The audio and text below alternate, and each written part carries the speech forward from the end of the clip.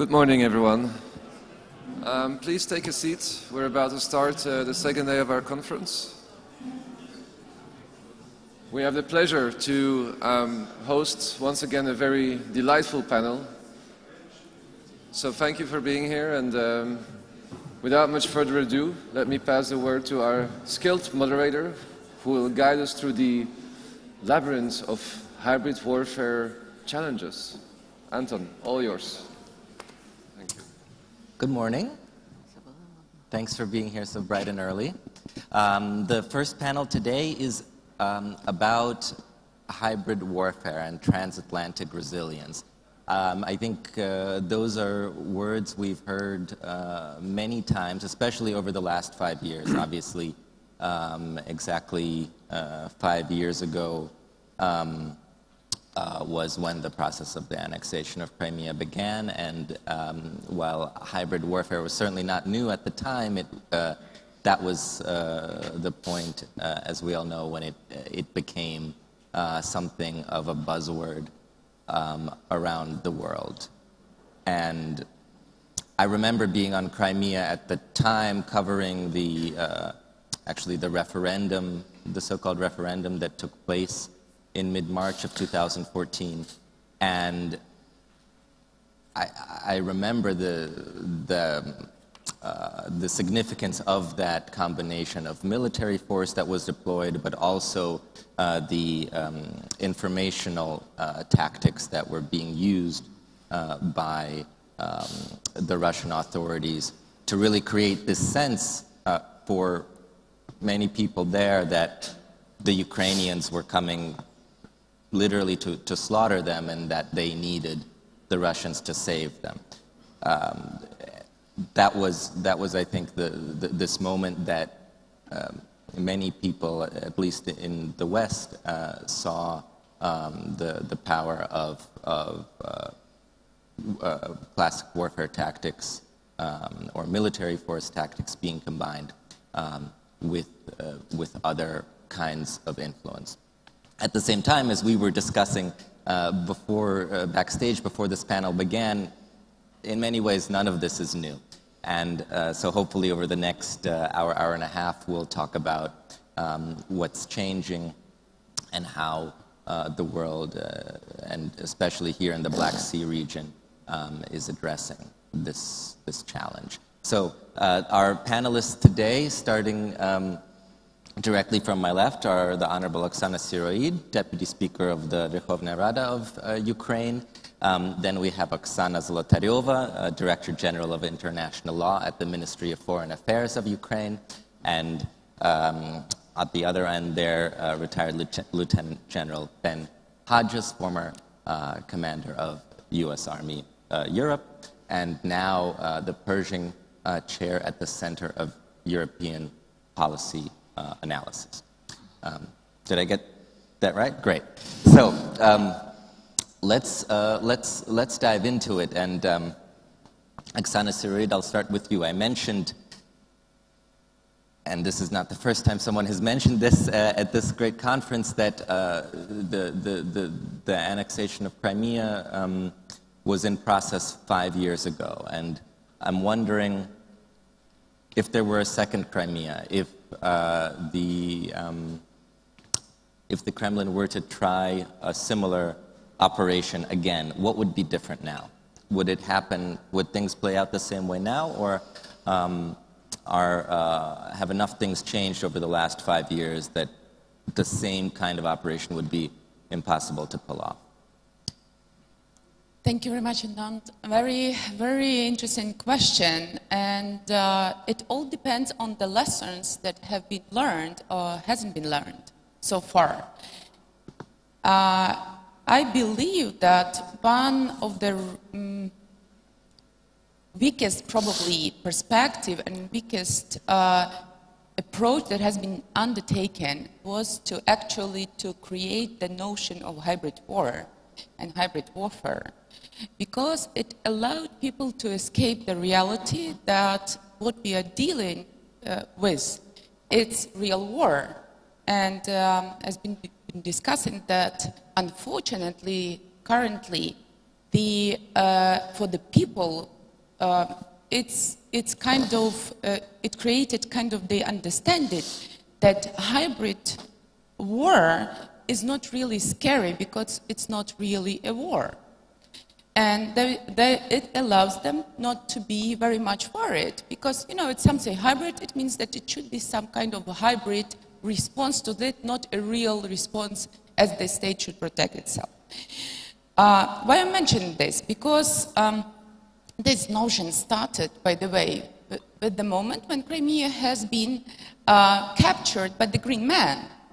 And when we speak about the hybrid warfare, mainly we refer to the either informational warfare, yeah, or to the kind of the Green Man capturing somebody land. What could be different? I believe that we have to change the concept of threat, and with the biggest deficit currently in the transatlantic region is the common understanding of threat that is coming from Russia. What I mean? Russia has annexed Crimea and now is, for example, shaking Balkans or is building the Nord Stream 2, not for the economic purpose, or not Crimea has been annexed not because of the land, but because of the water. Russia needs desperately access to the two seas, Baltic Sea and the Black Sea.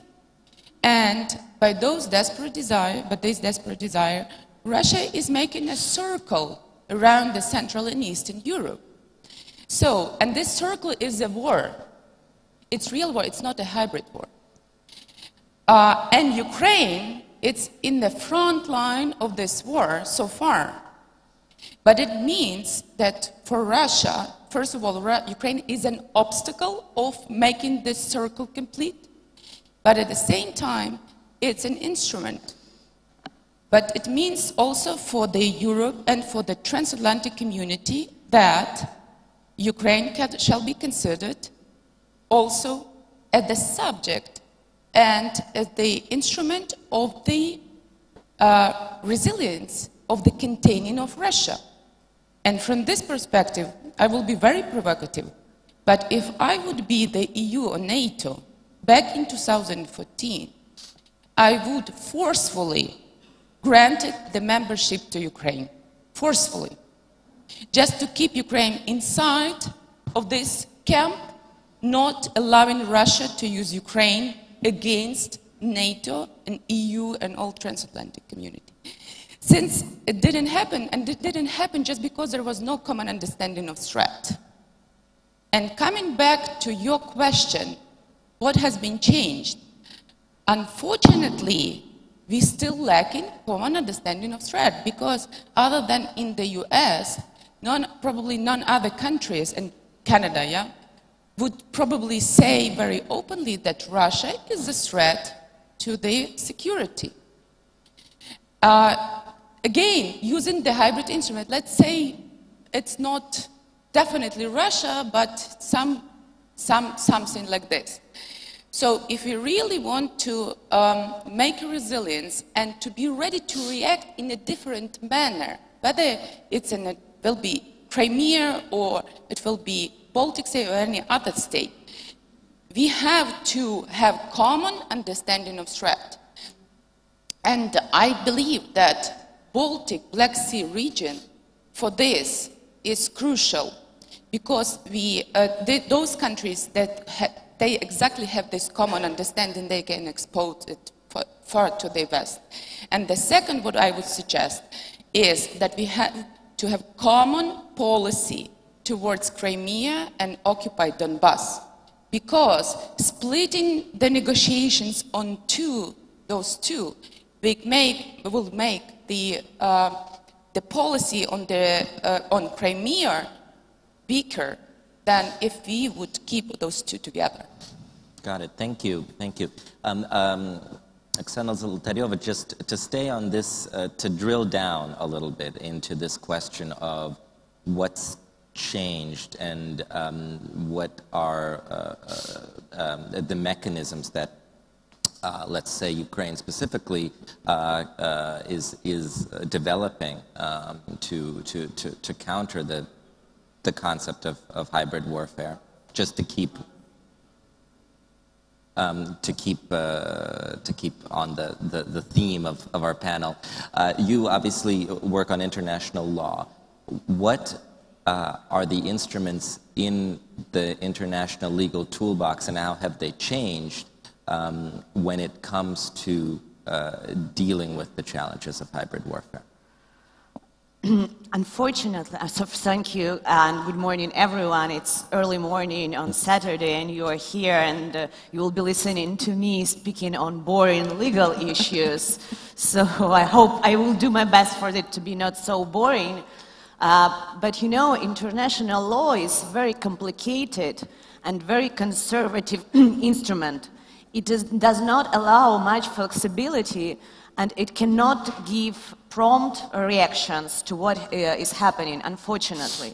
And what we see now is the world, since the annexation of Crimea, there have been no new legal tools created by the international community, not only to counter what has happened, but to face and to be able to answer to such threats in the future. The question that is around the legal community now, all around the world within UN, is whether in the state of an armed conflict, what we are now, the international humanitarian laws apply. Does other part of international law apply? To put it simple and to say it in human words, I would rephrase it and saying that Russia conducted aggression against Ukraine. It is an act of aggression. It is violation of the international humanitarian law. Does this mean that Russia does not have to deal with other issues of international law, mainly the international human rights law? Does this mean that Russia can step back and say it is international humanitarian law that is inactive now? And that means that we can do whatever we want in Crimea. We can prosecute Crimean Tatars. We can discriminate ethnic Ukrainians. We can ban Majlis. And do not respect human rights, just putting itself on the shelves of the international humanitarian law. The same thing goes to the Donbass. Can Russia say that international humanitarian law apply to the conflict, at the same time financing proxies who commit awful terroristic attacks?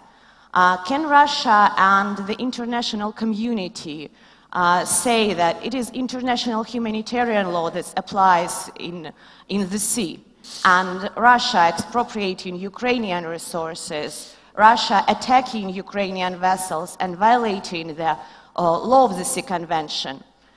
It can just go behind the international humanitarian law and say the only thing that governs the situation is the international humanitarian law.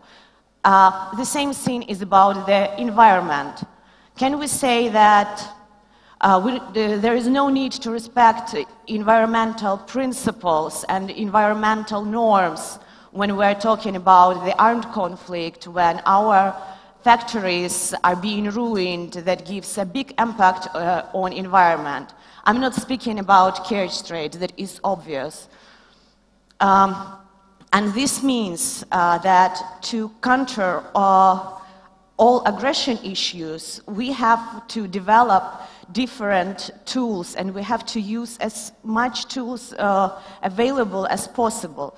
And maybe I will start with not what Ukraine does as a state, but what Ukrainian enterprises and private companies whose property was expropriated in Crimea are doing now. They're using the mechanism of the bilateral investment treaty with the Russian Federation.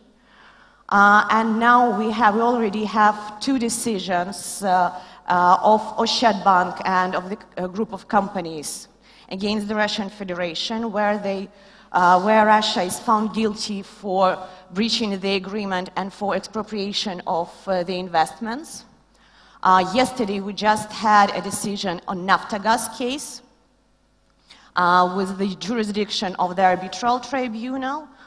2 weeks ago, the decision on Privatbank and Belbek Airport was taken on merits, but the reparation will be considered further. And the example of private entities who are trying to protect their interests is one of the parts of the hybrid answer to the hybrid war. The hybrid means that not only the state, but also its parts of the state, just ordinary people, private companies, have also to protect their rights. The legal tactics of the Ministry of Foreign Affairs is very simple because we don't have much tools. There is no fora where we can come and discuss the Russian aggression and bring them accountable for doing aggressive acts. You see, it's the notion of the international law is that there's no just an open fora. It's not just a criminal court where you come and bring a state for justice. You have, first of all, you have to have the consent of the state to negotiate and to come and to face the responsibility. We started inviting Russia to negotiation or to arbitration since the very beginning of the aggression.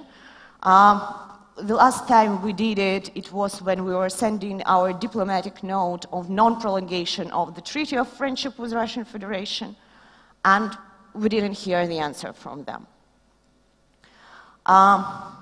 What we are using now for Crimea, our tool is the Racial Discrimination Convention, and we say that Russian Federation conducts the policy, I would say that it is policy of cultural erasure of Crimean Tatars and ethnic Ukrainians within the Crimea, within the Donbass and the eastern Ukraine.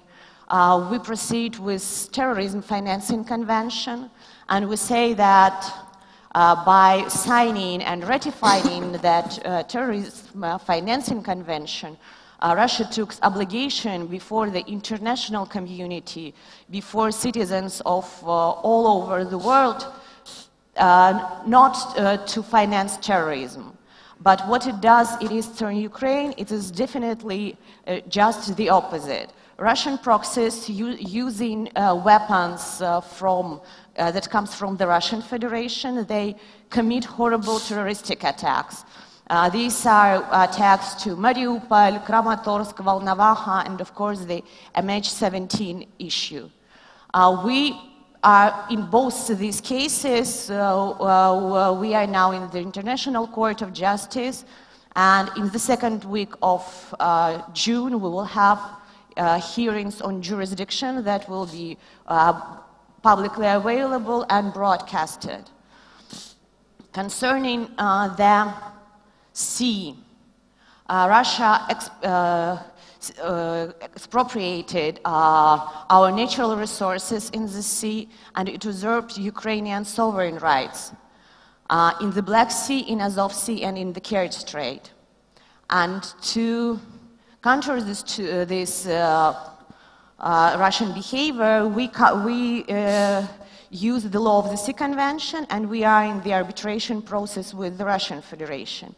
But you see, what Russia is doing in the Black Sea is now the paramount importance for the whole region, because we have a lot of gas fields within the Black Sea.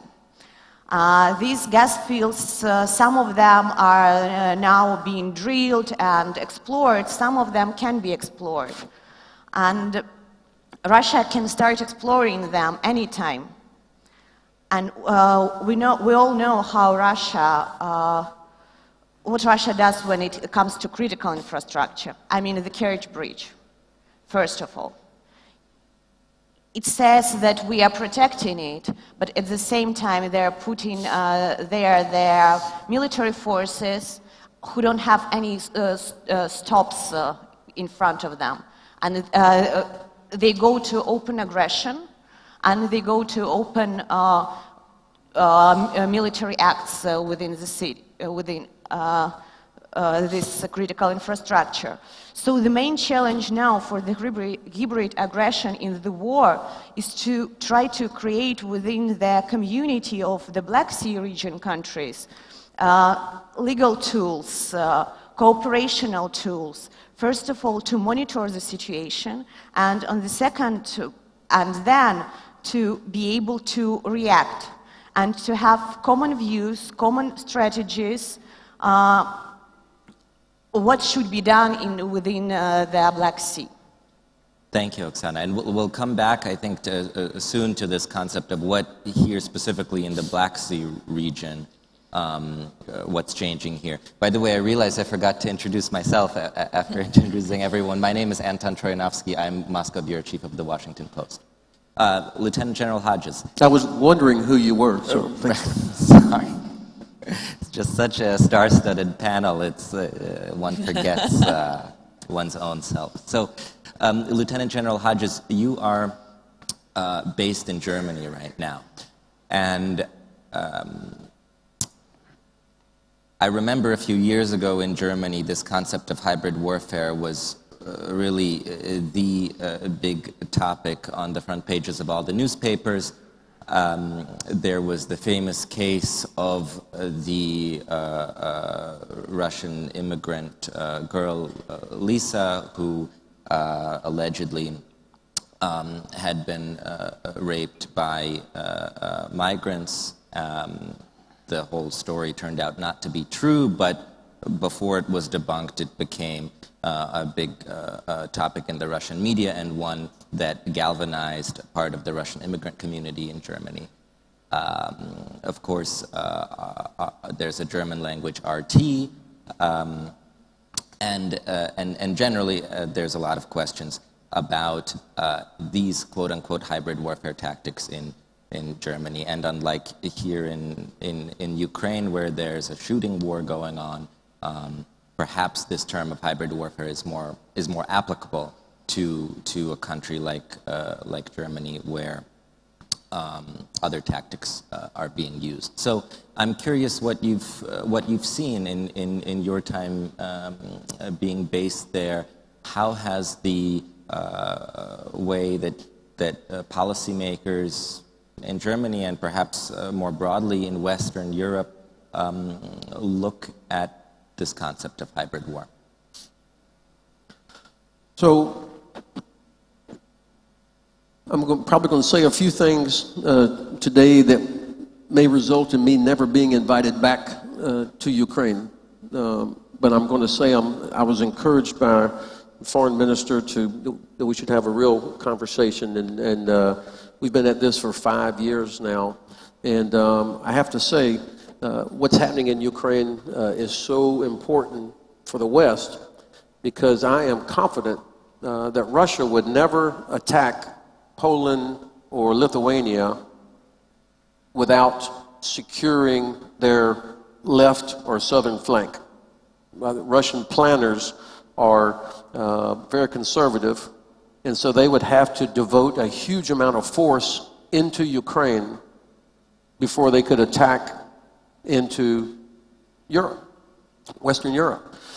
So it's to the benefit of us, everybody in the West, that Ukraine is strong, stable, and able to defend itself against Russia. So that's why this matters for all of us. But I don't see anger in Ukraine. I mean, 5 years, it doesn't feel, unless you get very close to it, it doesn't feel like Ukraine is at war. There's too much that goes on that tells me that many people have either grown apathetic, and I'm talking about leadership in Rada, in business, and in social life. It doesn't feel like people are angry that thousands of Ukrainian soldiers have been killed in the last 5 years. And obviously thousands of Ukrainians have been displaced, that there are millions of Ukrainians living outside of Ukraine. I don't feel anger coming from the leadership. Otherwise, there's no way you would have the delivery of unsatisfactory equipment to soldiers at the front. You would not have soldiers standing in trenches like this was 1915 or 1916 with no hope for an end to what's going on. 24 Ukrainian sailors sitting in a jail in Russia. I don't feel the anger. And so I hope that this is part of countering hybrid warfare, is you have to take it on not just militarily, but information, transparent government, giving people trust in their own government, and also making sure that the West has confidence in Ukraine. So I'm going to name, I think, a few things that the West should do, the international community should do, and then I'm going to name a few things that Ukraine should do. For the West, we have got to take back the initiative. I'm tired of reacting to Russia all the time. We should take the initiative and make them react to us in order to counter their aggression and their continuous expansion. Former Secretary Carter called it horizontal escalation. Make the Russians look in different directions, not allow them to pick where everything happens. That means number one, we should reject everything that looks even remotely like we, the West, have acknowledged Russian sovereignty over Crimea. The fact that commerce ships from NATO countries like Turkey go into Sevastopol, that's unbelievable to me. How can we, when Ukraine has said these ports are closed, how can we have shipping from NATO countries or other countries go in and out of those ports as if it's normal business? That's unbelievable to me. The idea that observers would be provided for just a couple of days to watch whenever Russia decides to allow a ship to come in and out of the Kerch Strait is bullshit. That's acknowledgement that Russia gets to choose, which is tacit acknowledgement of their sovereignty. We have to reject that. I would think that Turkey would be raising hell every day about how the Crimean Tatars are being treated. I never hear it. Now, I can't read the Turkish newspaper, but I guarantee you in Germany, you don't hear anything about it. And there are 3 million Turks, Germans that are of Turkish origin that live there. I never hear anything about it. Georgia should be admitted to NATO at the next summit. The people that are wringing their hands, how would we protect Georgia, is the wrong question. How can we not be protecting Georgia right now? More Georgian soldiers have been killed in Afghanistan than any other country except the U.S. They have done everything they need to do to prove that they belong in NATO. It's in our benefit, especially, and we heard Minister Makaroblishvili yesterday talk about this port of Anaklia. If this port opens up, then Georgia will truly become the portal for east-west trade between Eurasia and Europe.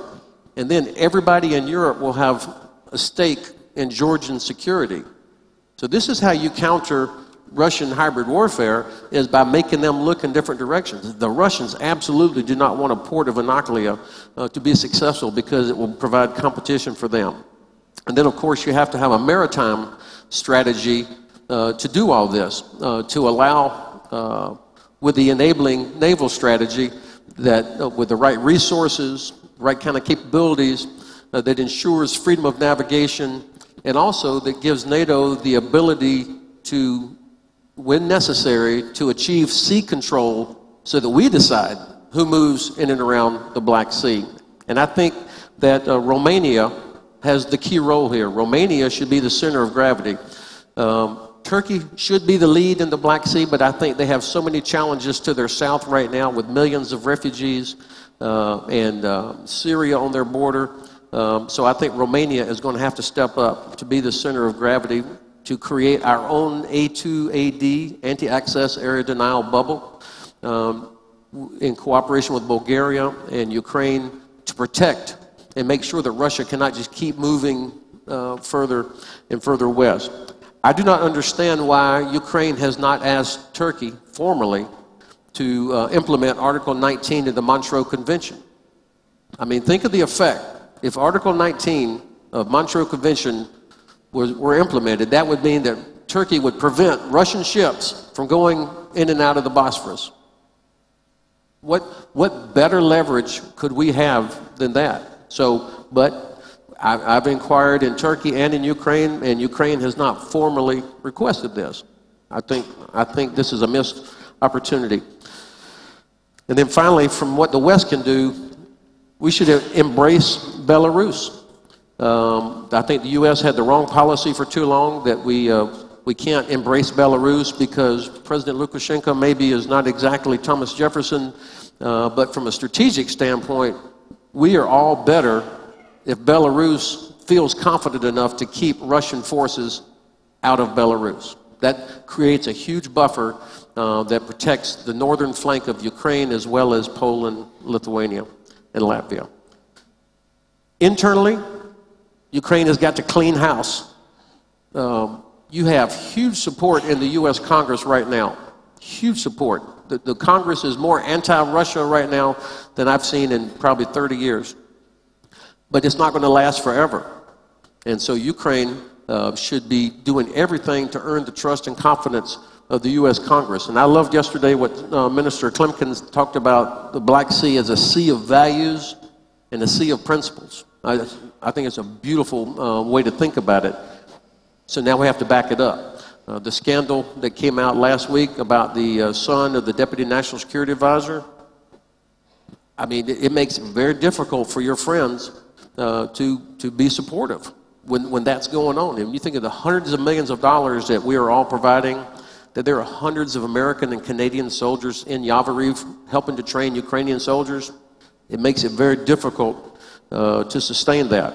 I do live in Frankfurt, so I've got some German friends with a lot of euro, but they have zero confidence to invest in Ukraine right now, zero confidence. Transparency of the military budget. Deputy Speaker of the Rada, one of the bravest, most courageous women I know, has worked hard to help build transparency in the military budget. Without transparency, then nobody has any confidence that the huge amount of money that Ukraine spends on defense actually ends up with quality equipment and conditions for your soldiers. And your soldiers stopped the Russians. You defeated the Russians. You stopped the Russians. They deserve better than that.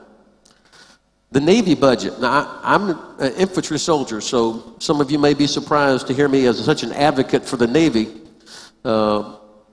But when you think of Ukraine's role in the Black Sea, why is the Navy budget mixed into the overall defense budget with the Army?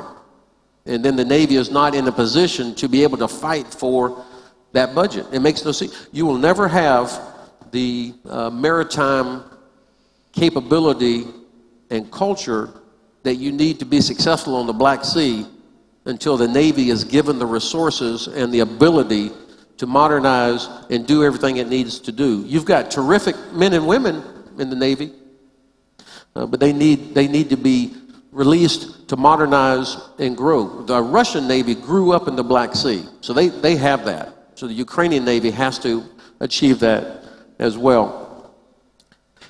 How can you have Russian businesses running Ukrainian ports? I don't understand that either. I mean, you got Ukrainian soldiers being killed by Russian soldiers, yet you have Russian businesses in charge of Ukrainian ports. I'm simple from the country, a small village in Florida. I don't understand that.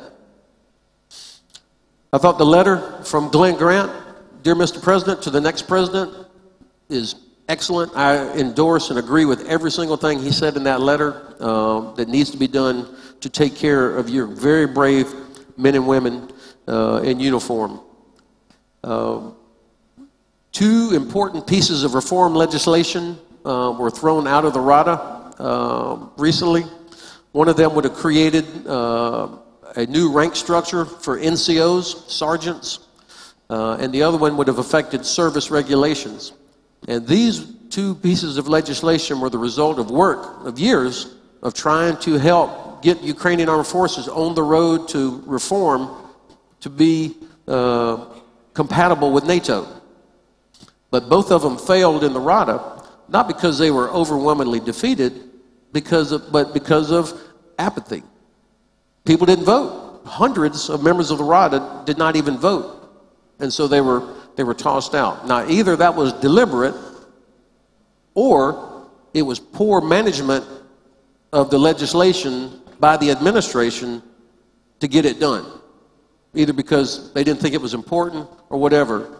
But that, to me, that's unacceptable. I will close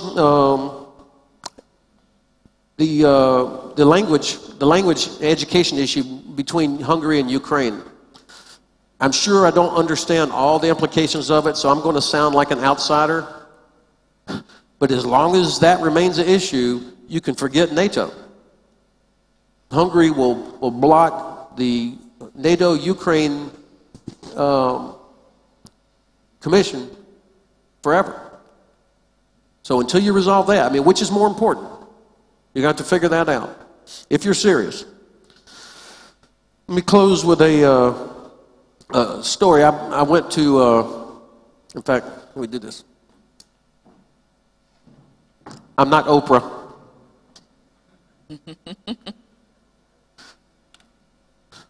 So this is my backpack that I've had for almost 5 years. And I was in the beautiful city of Lviv about 4 years ago. And I was there standing next to my Lithuanian friend, and we were going out to visit the training area in Yavoriv. And we were standing in uniform and next to the bus, and an older, now that I'm 60, old has a different meaning for me, but it was an older lady from Lviv came walking up, and she asked, who were we? And my Lithuanian friend answered to her in Russian, well, we're from NATO, and this is General Hodges, he's from the United States. And she burst into tears and was like, she was emotional and relieved. And then she took this ribbon off of her purse and gave it to me. And I've kept that on my backpack ever since because it was a reminder to me of what she expected from the West, what she expected from the United States of a ideal. But it also is always a reminder to me that there are people that have sons, daughters, grandsons, brothers that are still at the front, that are still sailors that are sitting in jail. And I think we need to see Ukrainian leadership get angry and do something about it. Thank you. Thanks.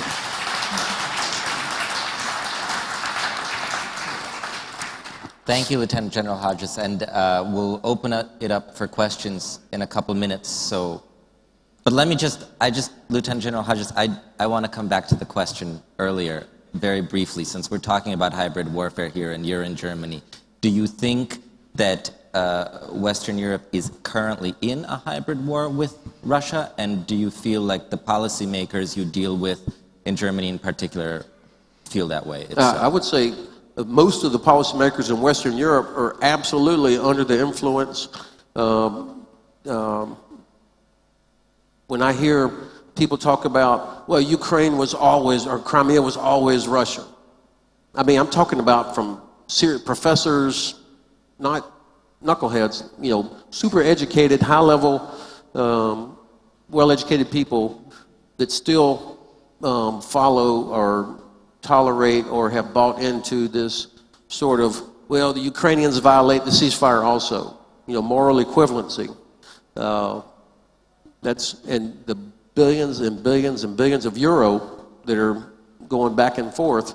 Nord Stream 2, you know, I mean, even the EU is starting to get tired of, you know, argue with Germany about this. Now, I can understand, I mean, it is still in the fiber of Germans the way it is in the fiber of Russians after World War II, that nobody wants that to ever happen again. But I think that, you know, the burden is a little bit on Ukraine to earn the confidence. I mean, it's an unfair burden, but the fact is, Ukraine is the country that's occupied, not Russia. Thank you. Oksana, Syroyid? Absolutely, I would commit to this statement, and I would say that if you travel now and talk to politicians in Berlin and even in Brussels, not speaking about Paris, that they would absolutely position themselves as what is happening now is just absolutely Ukrainian issue, Ukrainian problem, Ukrainian conflict, and they do force themselves to expect that they should not do anything. Just wait until Ukraine would make something with itself to resolve the problem. And I understand this perception because Europeans, they have a comfortable life, having been threatened for so many decades in the World War II. However, the threat is real, it exists, and I would emphasize once again, it's not a hybrid war, it's a real war that Russia has started already, not against Ukraine, but against the Western world and the post-World War II legal and security order. And this war is going on. Thanks God, it doesn't take the lives of the people living in Europe, but it doesn't mean that it will not happen. And here I would like to thank General Hodges once again, because the statement that he made from the very beginning, that Russia will not interfere with Baltic or Poland before securing the east and southern flanks, means that if Ukraine fails and if Ukraine falls, then it will be domino effect. And there is no country in Europe who can withstand Russian aggression separately. This country doesn't exist. The only for us opportunity to survive and to maintain the security in the region is to combine the efforts, but not separately Ukraine and separately EU or transatlantic community, but all together. There is no resilience in Europe without Ukraine. Thank you. And last thing before we open it up, Oksana Zolotaryova, on this point of Western support for Ukraine, to put it bluntly, where do you see it lacking the most right now?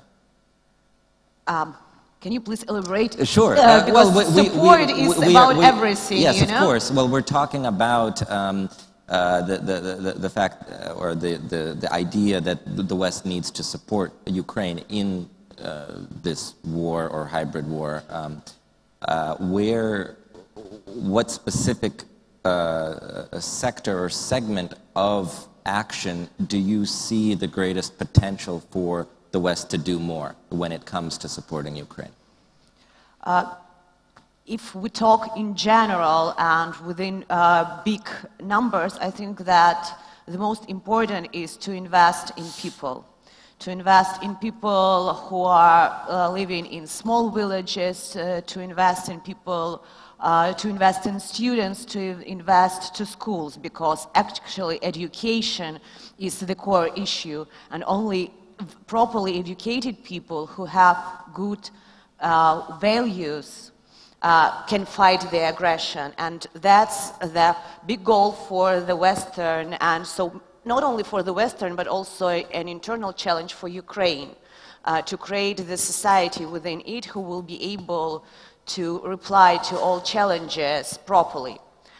Concerning what can be done now, I would say that probably the regions that need some support is, of course, the eastern Ukraine and there's a seaport region in Mariupol and Berdyansk,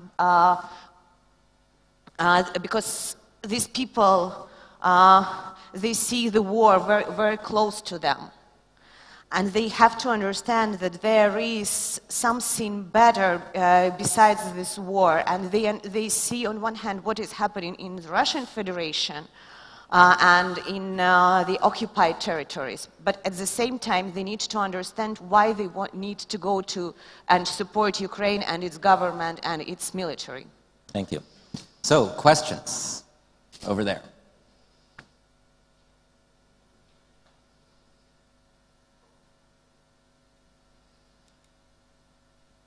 Thank you.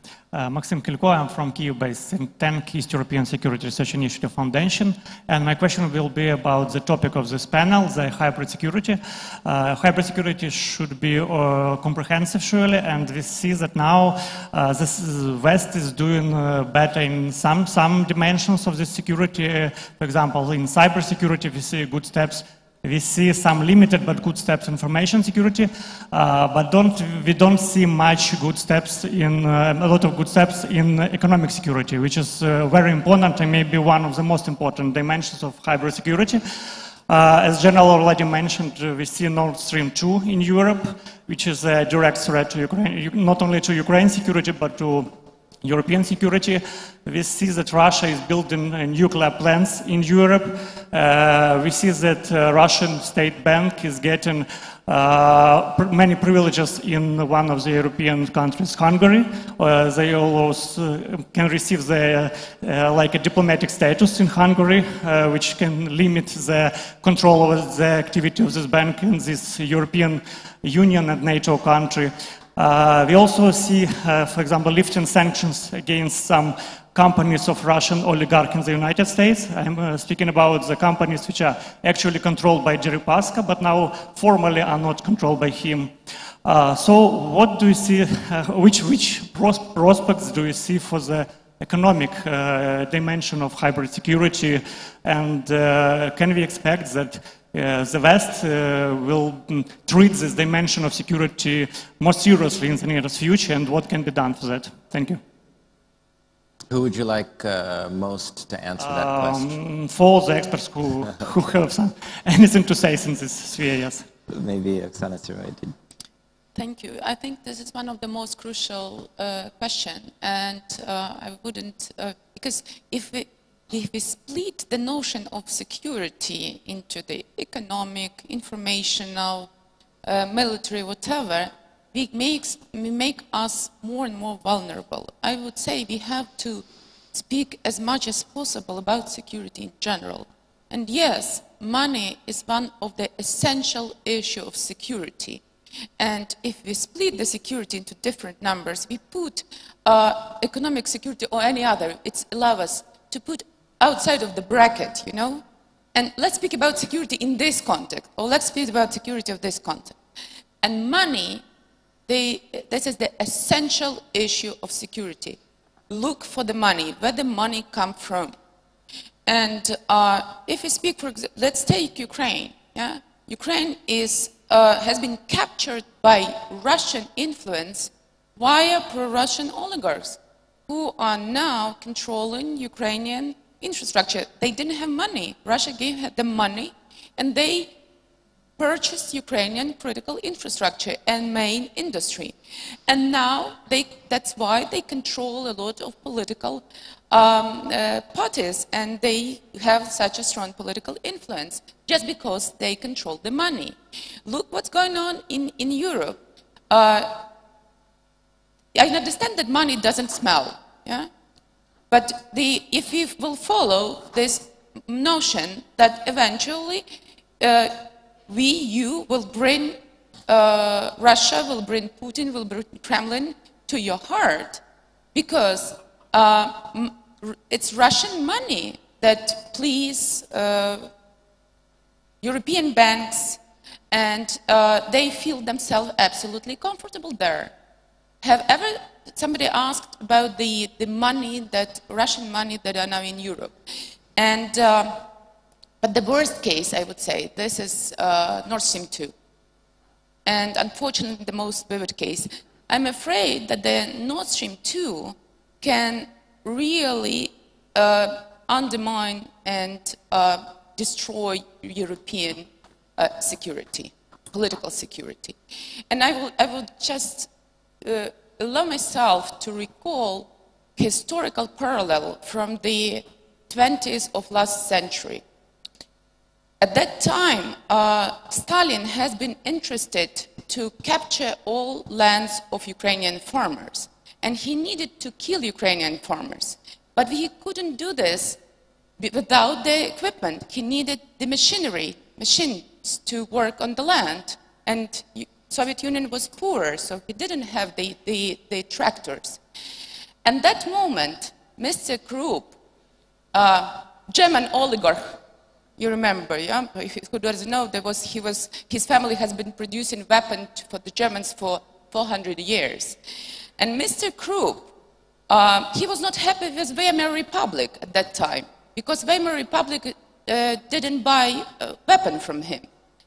And he decided to lift Weimar Republic, but he needed support of the communists. So he gave Stalin tractors, and Stalin, in exchange, ordered German communists to support Nazis. It ended up with the Great Famine in Ukraine and the Second World War. And unfortunately, what we are observing now, this is the same deal that is going on between Germany and Russia.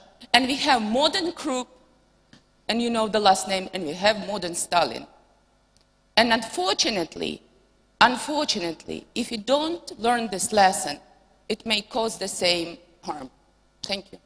Lieutenant General Hodges, do you see the Trump administration doing even more in the future to try to stop Nord Stream 2 than it has already?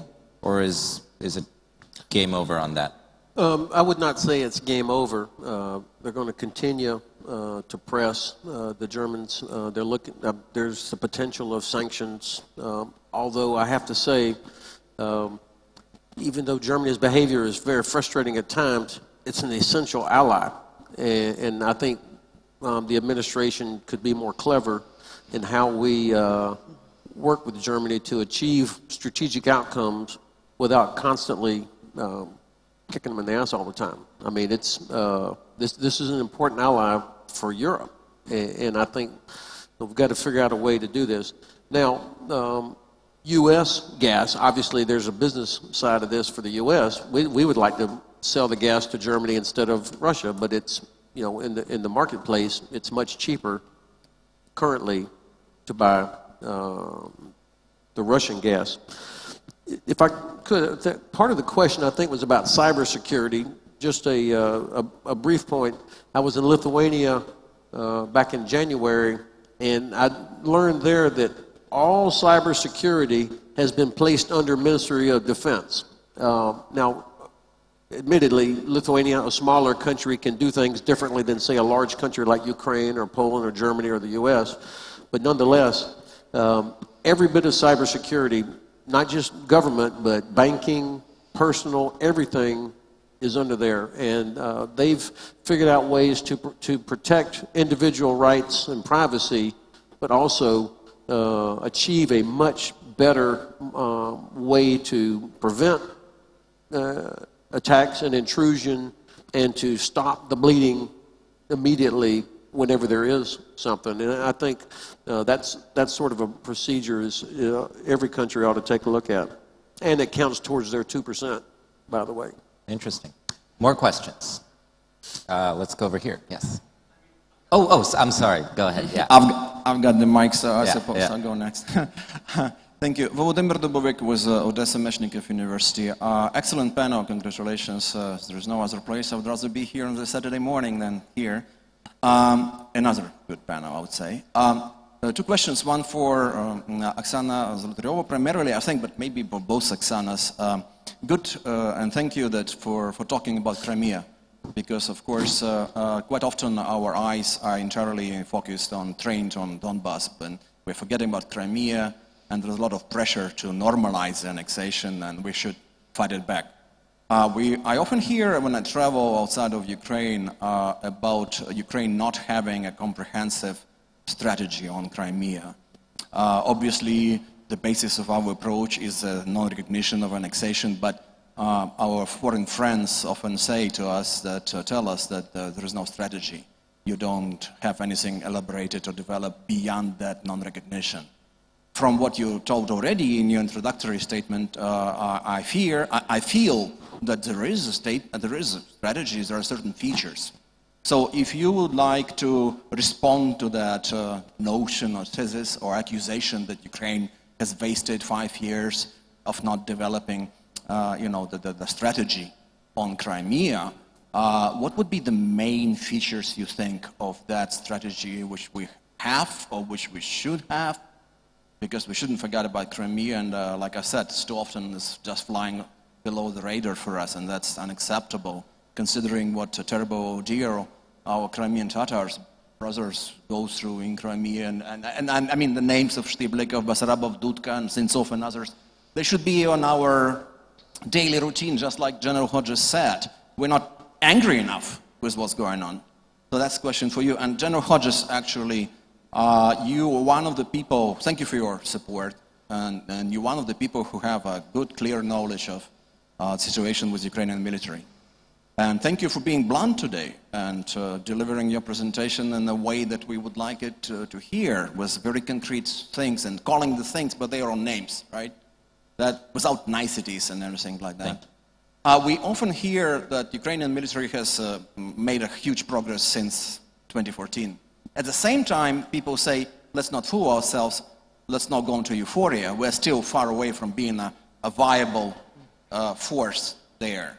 In your view, what is most lacking right now? What is realistic in the immediate future for Ukrainian military, with assistance coming from US and other countries, to achieve? What should be done? Thank you. We've got just 20 minutes left, so we're going to try to get through as many questions as possible. Oksana Zolotaryova on that first question. Go ahead.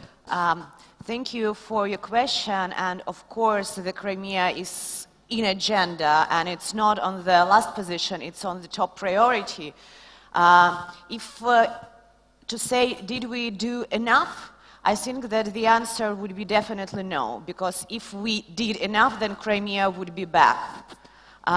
It is not the question of the Ministry of Foreign Affairs, of government, of parliament, but it's the question to the whole world and to the whole international community. Who did enough for making Crimea back to Ukraine? We try to keep the Crimea question in every possible international fora. We do have discussions on Crimea within the UN General Assembly and UN Security Council almost every month, I would say. And last December we had 2 resolutions on Crimea. Of course, this doesn't mean that after adopting a UN General Assembly resolution, Russia will be scared and give Crimea back to Ukraine. But that's one of the small steps of the international and foreign policy of Ukraine. On the other hand, Ukraine tries to do a lot, maybe not as much as it could within its internal policy to support Crimean people and to make their life, so those who were displaced to big Ukraine, and for those who still in Crimea, we try to make their life a bit easier by providing some services, some rapid services for registration and etc. Of course, the question of Crimea is the question of the modern lawfare of the whole world.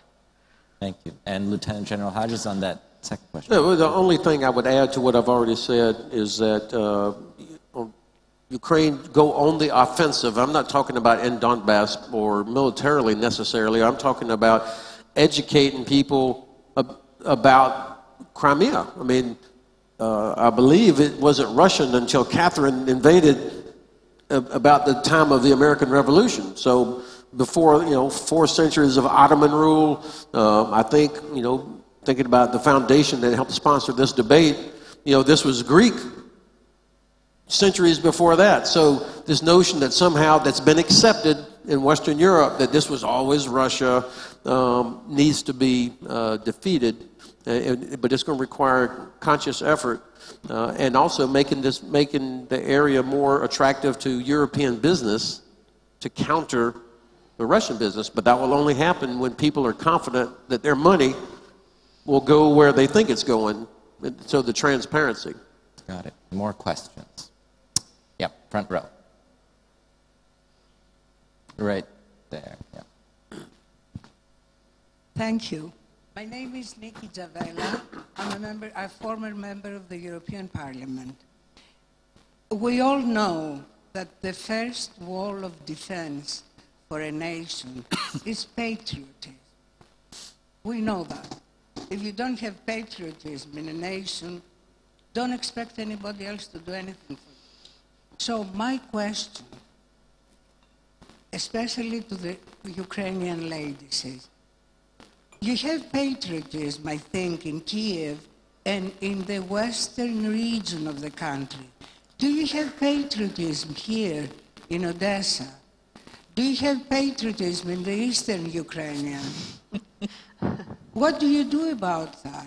For me, as an outsider, you are being born now.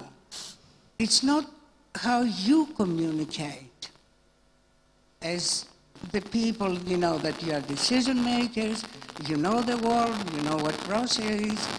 You also have an old generation here that they have their own opinion about the past and the present and how they influence the new generation and how they communicate to the people, the older ones. So I would say that it has to start from the very, very beginning. Are you dealing with the curriculum in the elementary schools of Ukraine? Because you have to go down to the roots. And my question is, do you see patriotism all over Ukraine, that you can defend your own country and don't expect anybody else to do anything for you before you do it? Thank you. Thank you. Is there patriotism in Odessa? So I think I will start. So my grandmother is originally from Odessa, and I'm originally from Kharkiv, so the eastern Ukraine. If you don't have questions about my patriotism, so there are patriotic people really in Odessa and in eastern region. And you can just turn back and see our maritime forces. Look at them. They are more than patriotic people who put a lot for the freedom of this country. Should allow them to answer. All right, yes, go ahead. We have an answer over there. We cannot withstand not giving the floor to the... Дозвольте відповім на це питання. Значить, в період з 2015 по 2016 рік я був начальником головного управління персоналу Збройних сил України. Цифри, річ упряма, да? Так як я скажу, цифри говорять самі за себе. Я відповідав за комплектування Збройних сил і по добровольцям. Яка область на першому місці була? Донецьк. Дніпропетровська. На другому місці Харківська. На третьому місці Житомирська. А яка на останньому місці Закарпатська? Thank you. Real quick, for the benefit of those not wearing headphones, would one of you like to translate what was just said? Was it translated? I think it was. No. Well, I just mean a lot of people aren't wearing headphones. So the major point of Admiral Voronchenko was that when the war started, the most volunteers, the most people who volunteered to the war was people from the central eastern region, Dnipropetrovsk. Then it was Kharkiv. Then it was Zhytomyr. And the lowest was in Transcarpathian region. Okay, more questions. We have a gentleman on the aisle there who's been very eager. Thank you. Yesterday we had a very interesting discussion on what EU and United States could do in order to have maybe social, economical investment, infrastructural investment in that area like Donbass and Azov Sea. Today, General you said a very important thing, which I would very much like, that in the Western countries, politicians and other people won't understand. You said that because Ukraine still keeps up this attack from Russia, it's not a hybrid war, it's a real war, there is no problem still that Poland and Baltic states would be attacked. So when my questions come up, do you think that there is an understanding in the United States that it has to be a real military investment in defense of Ukraine, especially following what's happened in Azov Sea? I would say the coastal defense, I would say not one symbolic ship, but maybe flotilla of mosquito ships, which could be used for the Azov Sea. I would say the defense of the line, which is going on in Donbass. Everything done in defensive way, that Russia would really understand, yes, Ukraine is still not NATO country, but maybe only on bilateral basis, it's possible to do something to show that you have to be stopped. Because 80 years ago, all Western democracies also were thinking that after Sudeten annexations, the aggressor will stop. But aggressor simply wanted to acquire much more power in order to go forward in Europe. My understanding is, I'm coming from Lithuania, I'm former member of parliament, political analyst from Lithuania. My understanding is it is very crucial defense of Ukraine and understanding it's not a hybrid warfare, as it was said, but a real military warfare goes on and aggressor still thinks about possible other steps, maybe also in other regions. Thank you. Thank you. Lithuania, of all countries, should be embracing Belarus, because you've got Belarus between you and the bear, except for Kaliningrad right behind you, obviously. But yet, I encountered a lot of resistance in Lithuania when I suggested this, that people are very skeptical of this cyclical behavior of President Lukashenko. But I think it's in the benefit of Lithuania that Belarus and Ukraine both are stable and able to resist the Russian aggression. And of course, Lithuania is one of the countries that provides soldiers to help train Ukrainian soldiers in Yavoriv.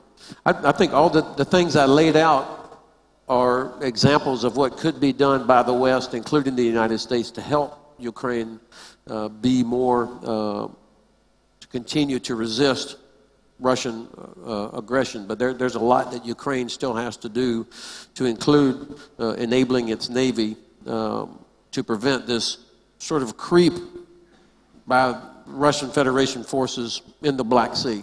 I know Romania is very concerned about it. They're watching it.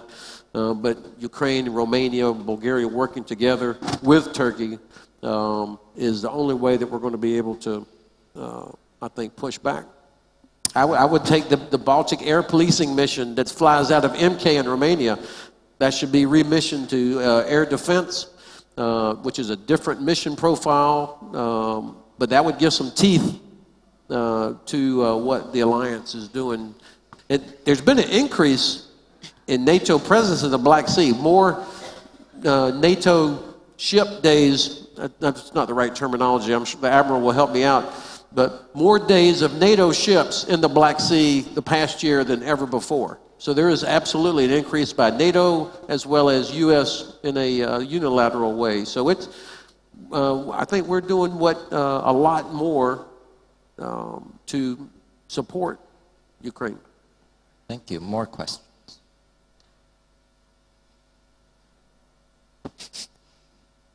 Thank you. A very quick question. It's about technology and the technology that we need to operate under A2AD conditions. I just want to know, do we have this technology to operate under A2AD circumstances? I think about the S-300s and the S-400s in Crimea. I think about the end of the INF, for instance, as well. So do we have it? And where do we need to invest in order to have the technology that we need, basically? That's it. So I will not talk specific capabilities here about what the West has, but what Russia has created in Crimea is just as powerful as what they have in Kaliningrad. Their ability to hit ships, their air defense systems, the air force that they've put there. I mean, Crimea is really is loaded. So the way we counter that, of course, is using the full domain or all the domains of capabilities, from cyber to kinetic to information to diplomatic, economic, every aspect of it. I think that, the Romanian Navy, we don't want to grow the Romanian Navy to try and counter the Black Sea Fleet, but Romania land-based systems, using drones that can be weaponized. Romania is already modernizing at a very high rate with Patriot missile defense systems, with HIMARS, which is a long-range artillery system. I think getting anti-ship capabilities in Romania, similar to what the Russians have in Crimea, is something that should be invested in. I think if we don't create our own A2AD anti-access air denial capability in the western part of the Black Sea, then I think this place here is next on the menu. It feels like Russia is moving towards the capability to put a blockade on Odessa and the seaports around Odessa, and then Ukraine is going to be isolated from the Black Sea, which I think will have terrible economic impact, obviously. Thank you. More questions? Yes, right behind Bruno.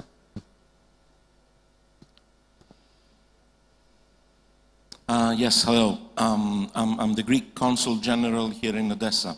My question is basically for General Hodges. Given the fact that we consider as a security provider, usually, traditionally, we refer to NATO. NATO is no longer, strictly speaking, just military. It has a civilian aspect, it's cybersecurity, etc. However, there is another security provider. It's a baby, so to speak, but there is an EU maritime security strategy to be implemented as of 2014. How do you value this EU maritime security strategy as a security provider in the Black Sea? Thank you. Well, I think every American would love to see European countries spend more on their own defense. But whether you create a European army or whatever it's going to be called, if you don't spend one more euro on defense, then it's empty. It doesn't mean anything. I do believe that the cooperation between NATO and the EU is probably better now than I've ever seen. There are certain areas where there is a proper nexus, like military mobility, logistics, cyber, where the authorities and the money that the EU brings are better adapted to what needs to be done to include in the Black Sea region than, say, what the alliance might bring. The real key is the diplomatic and political pressure that the EU can bring, as well as the economic leverage that it has, which is why I don't understand how Nord Stream 2 is happening. Thank you. We've only got 3 minutes left, so we're going to take one more question from right over there, and then we'll let you all conclude with closing thoughts. Go ahead. Hello. Thank you for this. Is it? Yeah, it's okay. Okay. Thank you for this opportunity. I am Olga Brusilovska from Odessa National University. And I think everybody here understands that Ukraine needs help to build this strong link with partners against the challenge. But I think we talk as usual about Ukraine as a passive and even sacrificed body. That's wrong. And for me, it's interesting, maybe you comment this, my thoughts, that we need to think how Ukraine may be more interesting for our partners, because we have unique 5 years experience of challenge these hybrid threats. And maybe we can share not only this experience, but maybe our not bad brains and etc. with our Western partners. Thank you. Thank you. Thank you. I think that's also a great transition into closing. Absolutely. Thank you very much for this question. Fantastic question, I think, to finalize what we've been talking about. I do agree that the resilience of the nation has been demonstrated by the brave men and women of Ukraine when the war started, raised the legitimacy of the country, because the country and the nation that can fight actually gain high legitimacy. And I do agree that, unfortunately, Ukrainian state institutions didn't use to the whole extent this legitimacy to actually impose the Ukrainian agenda and to make Ukrainian real subject of the international politics. So here this is our home task. We have to do more, and what we should do in general, I would say, we have to build the pragmatic relationships. We have to build our relationships not on the begging of support, but the mutual interest. And we have a lot to offer, and we can elaborate more, we could elaborate more, but we don't have time. But this is absolutely the right point. And my final remark would be with regard to Crimea and what should be done, as well in the context of your question, but also to secure the whole region. First of all, I do believe that from Ukrainian perspective, Crimea and Donbass are equally occupied, and to split the strategies towards Crimea and Donbass make our policy towards Crimea weaker. This is from Ukrainian perspective. From the international perspective, annexed Crimea is not the part of Ukrainian land. From international perspective, annexed Crimea, that is a threat to the Black Sea security. And that's why international community should bring the issue of Crimea to the table in the context of Black Sea security. Just those two steps would absolutely change the policy toward the returning of Crimea. Thank you. Thank you, Oksana Zolotaryova. Thank you. I would like to turn the hybrid aggression to criminal law terms and to have a look at it from the perspective of the building of criminal articles. And the object of every kind of hybrid war acts, either it is informational attacks, either it is hacker attacks, or either it is terrorism or violating human rights. The object of this crime is lawfare and democracy of Ukraine and of the whole world. And that's what we should all keep in mind when we speak about war and aggression. Thank you. The only thing that I think I would add is we are all under attack all the time.